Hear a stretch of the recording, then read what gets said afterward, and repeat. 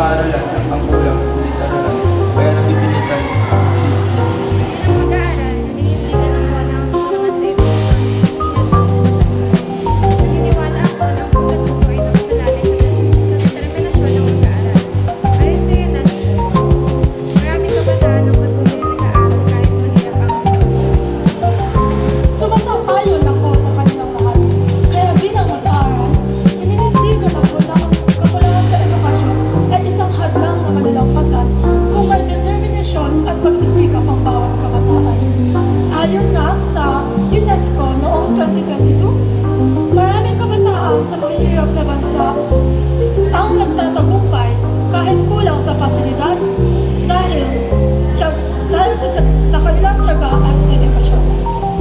Mahusay ang inyong mga kasagutan at sumasang-ayon ako sa inyong lahat. Para sa akin, bilang isang estudyante, ang kakulangan sa edukasyon ay malaking suliranin, ngunit hindi ito hadlang sa pagkatuto. Ayon sa World Bank, maraming mag-aaral sa bansang kulang sa edukasyon ang nagtatagumpay sa tulong ng dedikasyon at self-learning.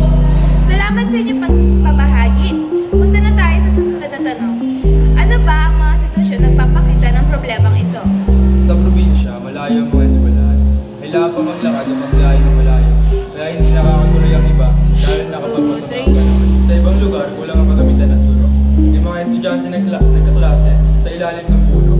Ayon sa ABS-CBN News, nangyari ito sa Pag-asa Island.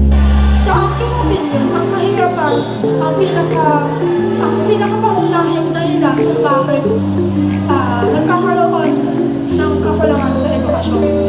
Ayon sa PSA 2023 o Philippine Statistics Authority, 2 million na kabataan ang hindi nakapapasok sa paaralan dahil sa kakulangan sa pera.